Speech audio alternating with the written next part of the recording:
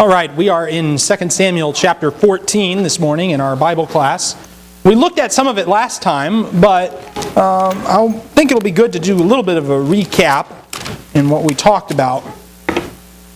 We need to remember that 2 Samuel chapters 13 through 20 are really a single unit, a single narrative arc that talks about the uprising of Absalom in David's house.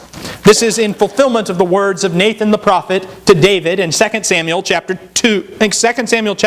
12 in verse 11, where the Lord said, "Behold, I will raise up evil against you from your own household." Well, that certainly happens. In chapter 13, God wasn't really mentioned by name. Yahweh was not mentioned in that chapter. But we do see His hand is raising up evil against David, raising up calamity against David. In the course of chapter 13, we witness the brutal rape of Tamar by Amnon, followed by Absalom's revenge by having Amnon killed and him fleeing. David didn't do anything about Amnon. And as we noted last Thursday night, there's a bit of a translation issue as to whether David wanted Absalom to come back or not. The more likely idea from context is that David's heart was inclined against Absalom. Because chapter 14 is devoted to this long process that Joab has in terms of convincing the king to bring back Absalom to the royal court. Now, we don't know why Joab wants him to do that. It's hard to surmise. Some people think that Joab would have been in on the revolt. But whatever the case may be, Joab recruits this wise woman of Tekoa. And we've got to be careful, because just because the Bible calls her wise does not necessarily mean that the Bible is commending her behavior. It's the same term used in chapter 13 of Jonadab, the man who tried to convince Amnon to have his way with his sister. It's in the New American Standard translates it shrewd in chapter 13 and wise in chapter 14, but it's the same word. Just because someone is wise does not mean they are wise in the sight of God. You also have worldly wisdom. You have wisdom that is of the earth, of below. James chapter 3 contrasts these two things. In James chapter 3 in verse 13, where he says, "Who among you is wise and understanding? Let him show by his good behavior, his deeds in the gentleness of wisdom. But if you have bitter jealousy and selfish ambition in your heart, do not be arrogant and so lie against the truth. This wisdom is not that which comes down from above, but is earthly, natural, demonic. For where jealousy and selfish ambition exists, there is disorder in every evil thing.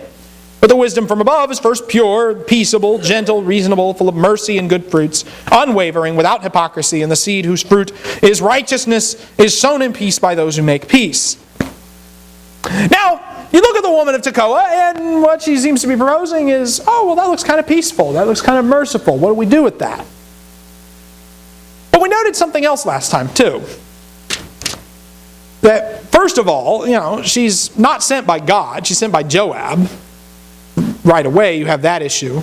But also, her entire story does the opposite of what Nathan's does in 2 Samuel chapter 12. In 2 Samuel 12, Nathan's aim was to get David to set aside his personal feelings and his personal biases and do the right thing and see things for what they needed to be. He tells David a story about a man who's clearly done these wrong things. David says, well, that man deserves to die. He stole his neighbor's lamb when he had plenty of resources to fall back on himself. He must repay fourfold. And Nathan says, oh, the man in that story is you, David. You are the man. He gets David to set aside feelings for principle. But the woman of Tekoa, her story does the opposite of that. She proceeds to say, well, we have this set of rules that we're supposed to follow, but here's an extenuating circumstance where we really shouldn't follow them at all. And she relates this lengthy account of this avenger of blood. And David goes, oh, you know what? Maybe I should help you out, right? And at which point she says, oh, king, you need to do this too by bringing back your banished son, Absalom. Absalom, who, well, David has a bit of a weakness for his children. He doesn't punish Amnon like he should. He doesn't punish Absalom like he should. And, perhaps he felt he was hypocritical. Perhaps he just liked to show favoritism. Who knows? But the results of bringing Absalom back are devastating, to say the least. So that brings us to chapter 14. That's just kind of a summary of what we talked about last time. The king said to the woman in verse 18, "Please do not hide anything from me that I am about to ask you." The woman said, "Let my lord the king please speak." As the king said, "Is the hand of Joab with you in all this?" And the woman replied, "As your soul lives, my lord the king, no one can turn to the right or to the left from anything that my lord the king has spoken. Indeed, it was your servant Joab who commanded me, and it was he who put all these words in the mouth of your maidservant. In order to change the appearance of things, your servant Joab has done this thing, but my lord is wise, like the wisdom of the angel of God, to know all that is in the earth." The king said to Joab, "Behold, now I will surely do this thing. Go therefore, bring back the young man Absalom."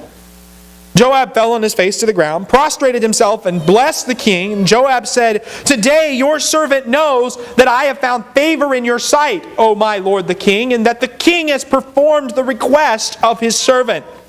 So Joab arose and went to Geshur and brought Absalom to Jerusalem. However, the king said, "Let him turn to his own house, and let him not see my face." So Absalom turned to his own house and did not see the king's face. Why does the king not want to see Absalom? Look at the entirety of the whole story. After Absalom died, David was crying, "Oh, Absalom, Absalom, my son, I had died in your stead." And I think David could be here a little afraid. Because he loves his children. He also knows that Absalom is deserving of death for what he's done. I think maybe the king. Okay. All right, so there's that issue.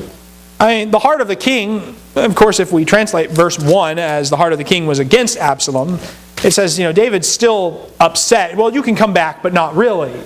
It's another way to look at it. David is not looking at Absalom quite favorably right now. He valued Amnon because he was his firstborn. He didn't punish Amnon for the wrong he did. And then Absalom did it, and now Absalom has lost royal favor. Now, another thing we might come up with, David's convinced to bring Absalom back to Jerusalem, but not really, since Absalom sent to his own house. He's not permitted to see David. The king's heart's still not really pleased with him. Let me ask you a question. If I start talking about Absalom, what kind of picture do you get in your head? What kind of man is Absalom? What's the first thing you think of when we talk about Absalom? He's handsome. If you were to draw a picture of him, what would he look like? My first thought is like the devil light. Is that your first thought, or is that the thought you've had after? That's the first thought. Oh, okay. That was the first thought. The devil appears as an angel of light. Okay, that's a good point to make. I mean, here you go. Well, read verses 25 through 27. Somebody read those verses.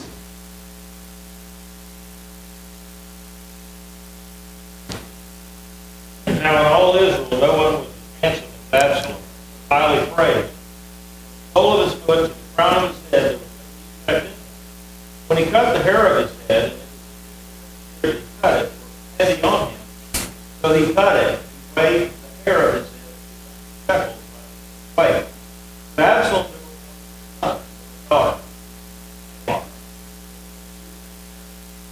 Okay, so we have this description of Absalom's appearance just kind of inserted right here into the text. Why is this here? Why are we told this?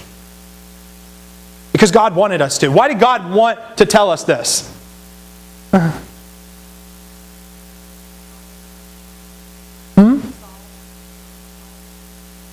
Ooh, it kind of reminds us of Saul, doesn't it? You're right. He had a regal appearance. He looks like the ideal king.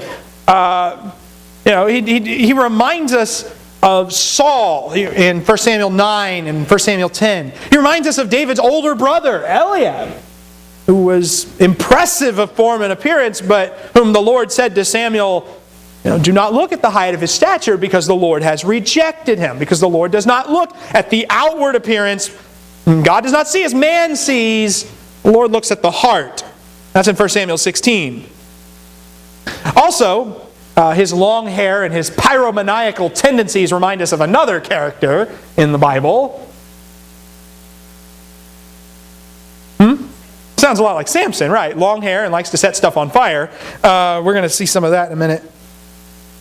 Absalom weighs his hair every year at 200 shekels, which is actually kind of funny because that's 5 pounds. How many of you have 5 pounds of hair?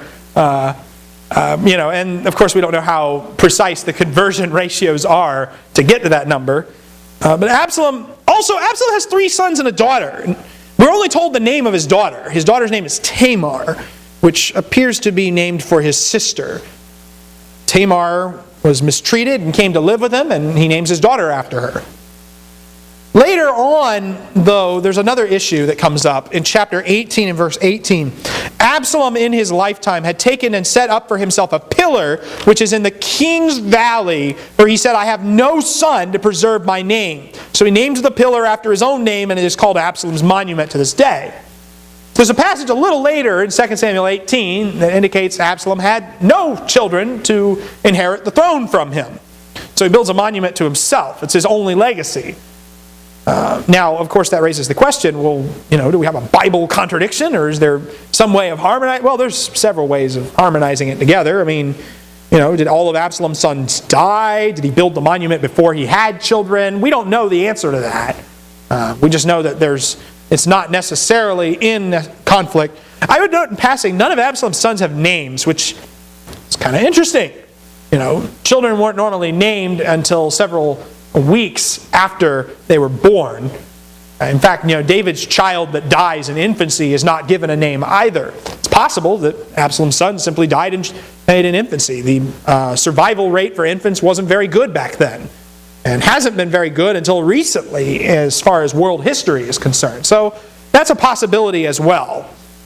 All right, so now we have Absalom's description of his appearance. The remainder of the chapter is devoted to Absalom's tendency for arson. Somebody want to read verses 28 through 33?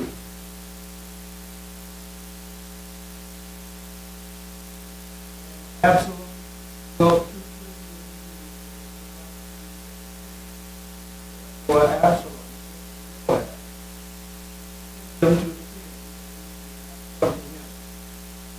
He said again the second time. He said to his servant,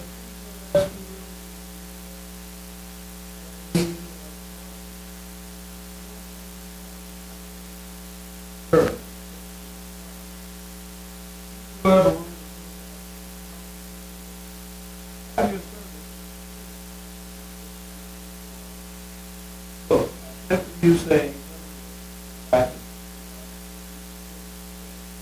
why have I come? It would be better for me.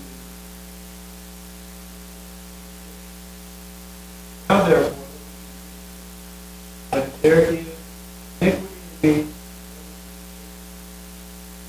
in me, he has called for Absalom.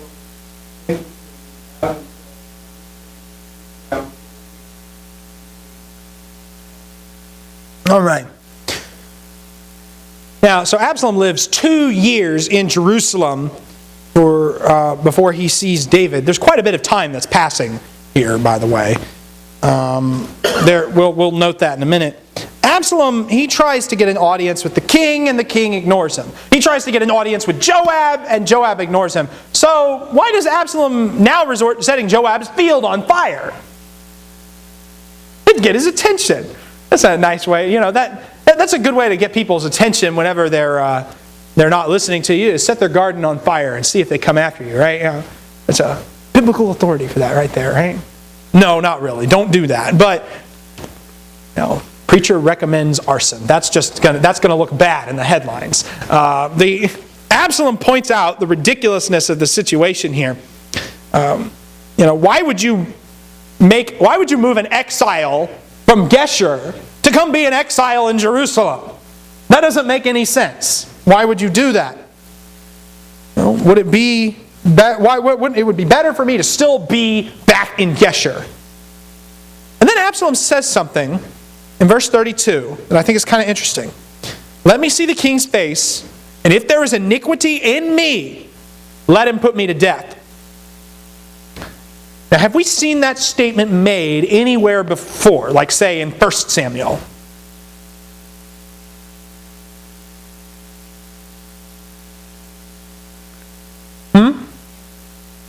In 1 Samuel. Very good. Yeah, it's in 1 Samuel. You remember who said it? Got to rewind the clock a little bit. I realize, of course, we have to remember, 1 Samuel class was like 6 months ago, so, we got to rewind the clocks a little bit. Let's go back to... Aha! There you go, you found it. 1 Samuel 20 and verse 8. And what's the situation? Paul is after David. Talking. Father. Father. David back in household. One of the king. Mm-hmm.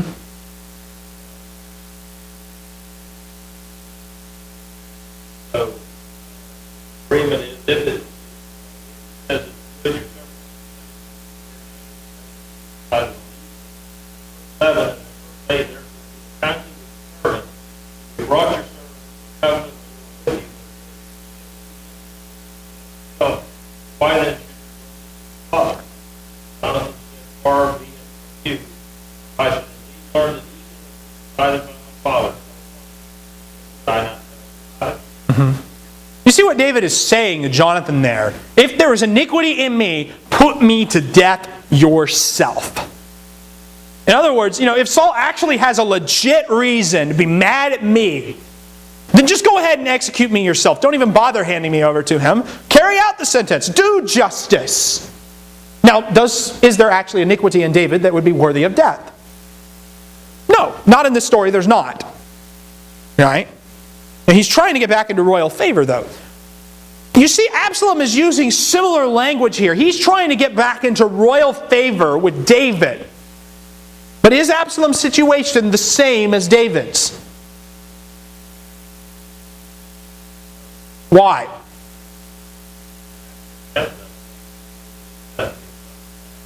Absalom actually has iniquity in him, okay. But so why does Absalom make this ultimatum then? Sounds good. Sounds good? Con man. Con man. Seems a little calculated. He's already seen that David wouldn't exact justice on his firstborn son. So, it's not too big of a leap to say that we can get away from it in this case either. Well, Joab brings Absalom back to the king in verse 33. He comes to the king. He prostrates himself on his face. The king kissed Absalom. Now right there, that kiss is important. It's symbolic for the restoration to royal favor. He's no longer in the king's bad graces. You think about how much time is passing. The story is being told a little more rapidly than is actually going on. Because after Tamar was raped, it took 2 years before Absalom avenged Tamar. So that's 2 years right there. And then he was in exile in Geshur for 3 more years. And then it took 2 more years in Jerusalem before he was even allowed to see the king again. So 7 years have gone by since this whole cycle started, since this whole incident began to take place. Now we're seeing that the Lord is raising up evil against David from his own household, but the Lord is not quite operating on the quick human timetable either. Sometimes the punishment or the discipline of God happens years after the fact. Happens years after the fact. Just like the Lord's promises happen years after the fact, or not on our timetable, sometimes His judgments and punishments happen in that way too.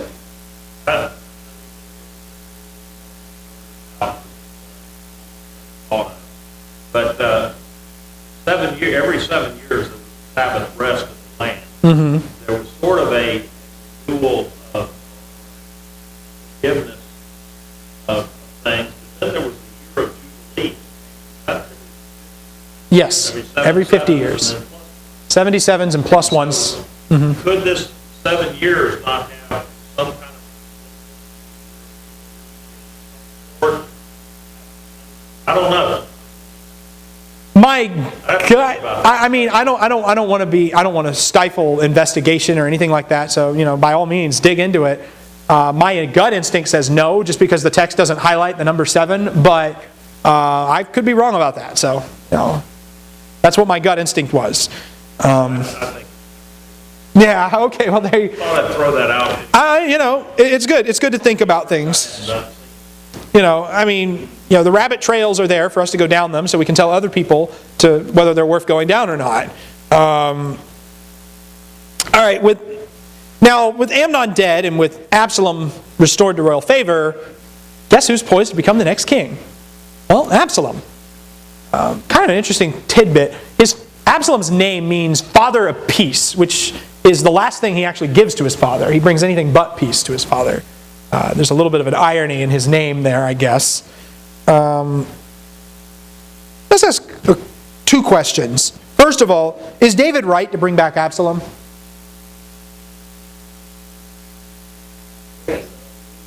You say yes. Why?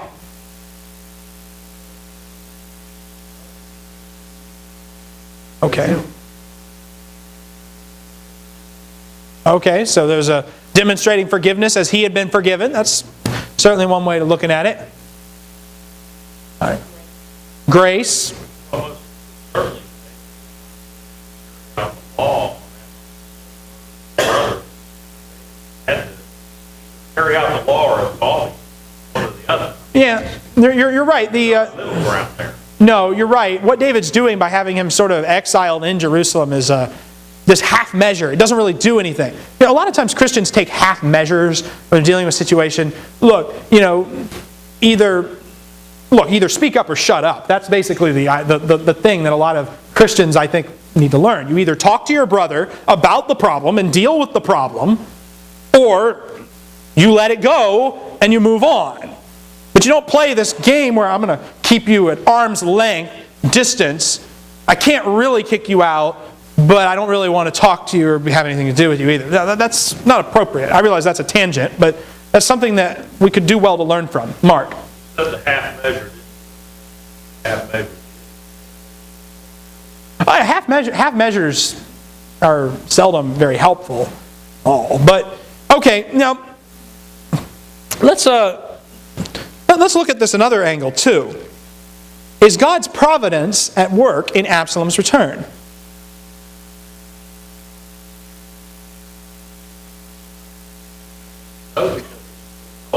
Okay, all right. And whose favor is he working in? Who's he providing for?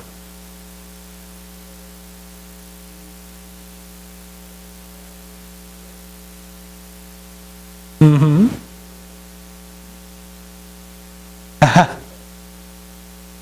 Okay. All right. Well, I mean, we see, but we got to keep reading this in the context of the Lord's promise to David, and well, not really. Promise makes it sound positive. The Lord's statement to David in 2 Samuel 12, I will raise up evil against you from your own household. I will raise up calamity against you from your own household. Didn't say he would take the kingdom from him, no. But man, oh man, he sure looks that way for a little bit here. And what we see, this is why this section of Samuel I actually find kind of difficult to teach, because God isn't being mentioned explicitly in the text. Chapter 13 didn't mention the name of God at all. Chapter 14 mentions him in a couple places, but you really kind of have a hard time seeing it and wrestling with it. At least I do. And what do we see here? Well, we do see his invisible hand is at work. Just because God ain't mentioned doesn't mean he ain't acting. Some books don't mention God at all, like Esther. Doesn't mean he doesn't act in it. The Lord is raising up an adversary for David, an adversary from his own sons of all people. Now, doesn't mean Absalom's going to win. Absalom himself, what kind of person do you say Absalom is? Is he a good guy or a bad guy in this story? When we're all said and done.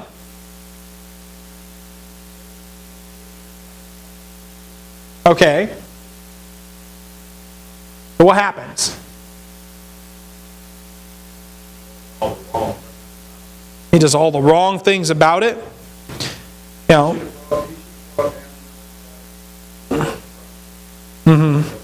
Now, there should have been due process. There should have been a number of things. Absalom defies and tries to kill the Lord's anointed, which is a big no-no if we've been reading 1 and 2 Samuel all throughout. And yes, God is using Absalom to punish David.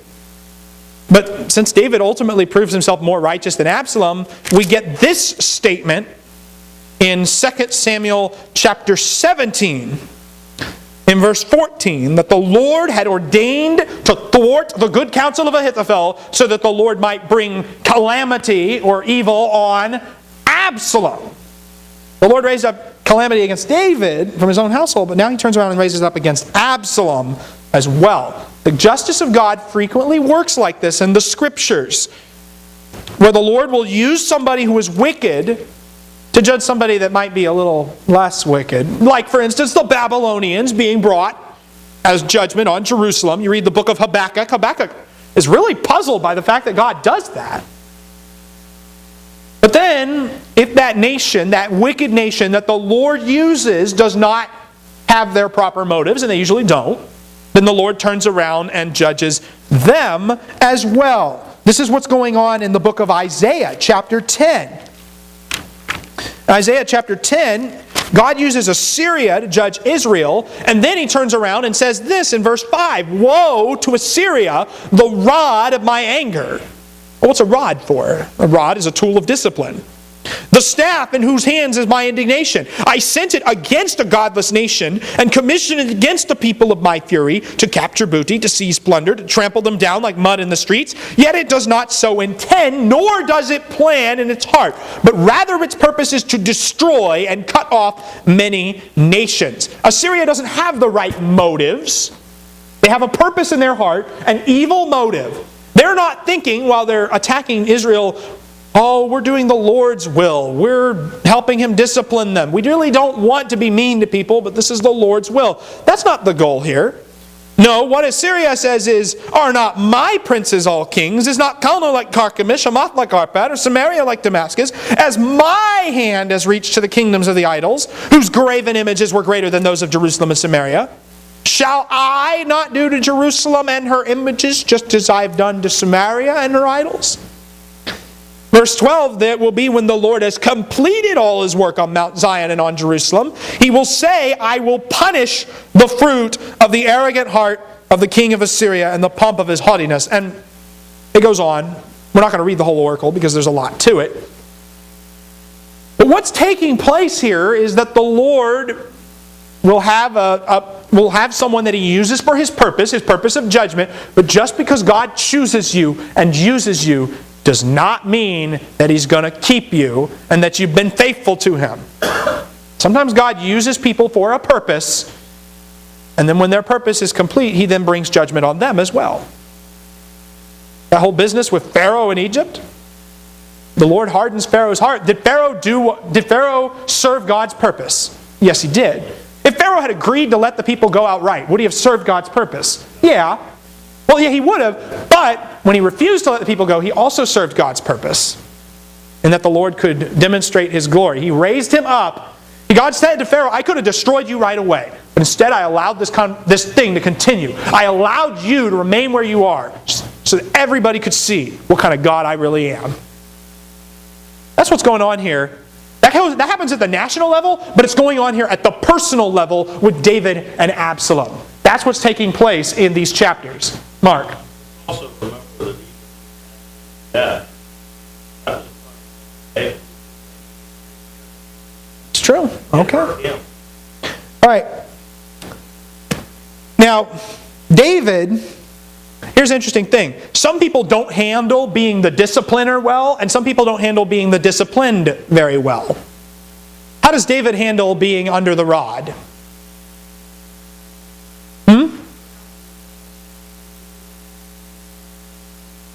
Well, but yeah, it's true. David handles being under the rod better than he handles using the rod. That's good. I like that. think I should figure out a way to cram that quote in there for the next time I teach this. David, we start reading chapter 15, and as David is leaving Jerusalem, various people come out to him. The priests with the ark, or Shimei who's cursing him, or any of those other things. And look at how David reacts to them.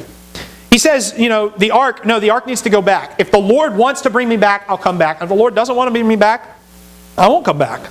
David is submissive to the Lord's will. In verse 31, he prays to the Lord to thwart Ahithophel. In verses 10 through 12, when Shimei starts cursing him, David doesn't have Shimei put to death. He says, maybe the Lord told him to curse me. Maybe this is my just punishment. David's not seeking out for his own interest here. He's not concerned about his own, the personal affront that's being made to him, because maybe the Lord is causing this. Maybe the Lord is directing these things at me. He's even unrealistically merciful in regards to Absalom. They're about to go out to battle with a king that is seeking to hunt him down and kill him. And what does David tell his troops? Be merciful to Absalom. Is that a realistic request? Probably not, because you're in the middle of a battle and people get killed in battle. But David still thinks along those lines. He still desires to show mercy. That is how we handle the discipline of God. You want to know something about how to handle it when the Lord brings punishment on you? When the Lord brings discipline on you? Well, David gives a pretty good example of how. When you start from chapter 15 and 16 and 17 and 18 onwards. Submission to God's will. That's what it's ultimately about here. That brings us to chapter 15. Now we're going to see how Absalom kind of tries to turn the tables here. In verses 1 through 12, well, let's read the verses 1 through 6. Can I get someone to read verses 1 through 6 of 1 Samuel 15?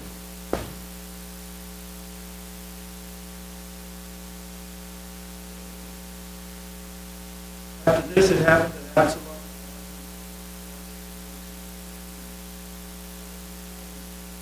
Absalom and what was whenever who had to the king, Absalom called him and said, he would say, servant, son, right? Absalom said to him, look, this is good and right. No deputy. Or Absalom would say, oh, that I were made a judge of the land. That Jesus stood for come to me, then I would do him justice. So it was. Whenever anyone came near, he would put out his hand.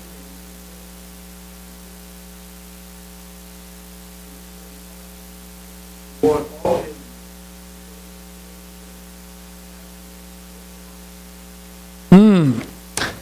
So with Absalom restored to royal favor, he immediately sets his sights on the kingship. Now the text doesn't tell us when Absalom concocted this scheme. Did he do it, just yesterday? And was he working on it with his pagan grandfather in Geshur? Did he have it in mind before he even killed Amnon? Who knows? But how does Absalom begin his path to becoming king?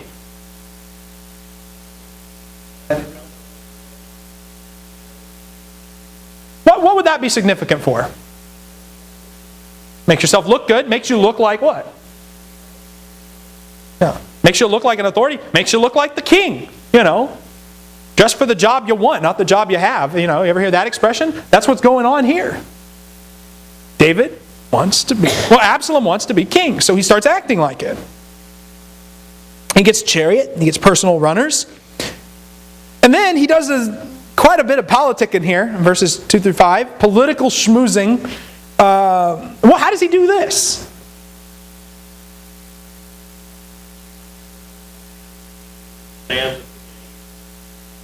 Everybody that talks about, oh man, you're so right. Only I were king, I would rule in your favor. Exactly. And I guarantee you the other guy right behind him was the guy on the other side of the lawsuit. Told him. There you go. I don't remember which presidential candidate. Speaking to a citizen, his hair was all pepper gray and everything. Had the salt pepper look.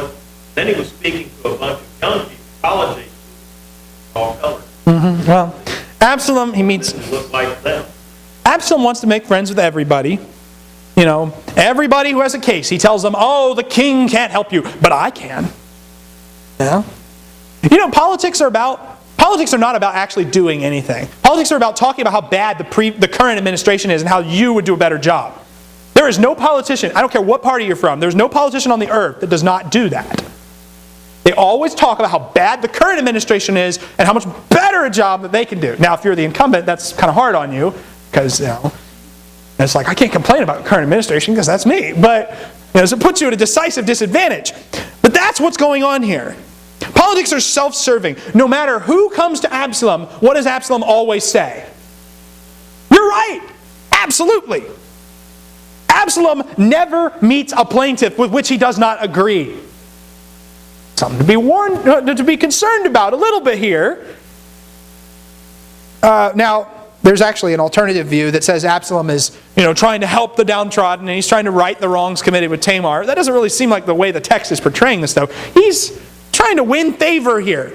And the expression in verse 6, well, first, one more thing. In verse 5, you know, a man comes near to prostrate himself before him. Absalom puts out his hand, takes hold of him, and kisses him. There's sort of a breach of protocol here, swapping a gesture of obeisance for one of friendship. Another political move. But verse 6 says what Absalom's really doing. In this manner, Absalom dealt with all Israel who came to the king for judgment. So Absalom stole away the hearts of all Israel. He was stealing hearts. And it's not because he's running a second-hand organ racket on the black market. What's going on here, stealing hearts is an idiom in Hebrew for deception. Whenever Jacob deceives Laban, in Genesis chapter 31, whenever Jacob leaves Laban, the text literally says he stole the heart of Laban as he was departing. And most Bibles translate it correctly as he deceived Laban by departing. Stealing someone's heart is an idiom for deception. Now, in one sense, of course, Absalom's actually stealing their hearts because he's making them love him more than David. But in another sense, the idiom means he's deceiving them. He's fooling them. He's getting them to like him under false pretenses. That's how Absalom operates. Now, of course, Absalom isn't done deceiving. He has one more person he's got to deceive, and that's his father. And we're out of time. So we will pick up with verse 7 next time and look at how Absalom stages his coup and takes over things. Mark, you have something? I just was thinking, kind of David, all his thousands coming favor. You know, it's kind of funny how that happens. How the crowd loves you one week and then they don't love you the next week. That doesn't sound like any other Bible character that we might know of. Or does it? Sounds like Jesus, doesn't it? You're right. It's a good point to bring up. I hadn't thought of that. You know? I appreciate the discussion, and we will pick up next time with chapter 15 in verse 7 and show Absalom taking control of the kingdom.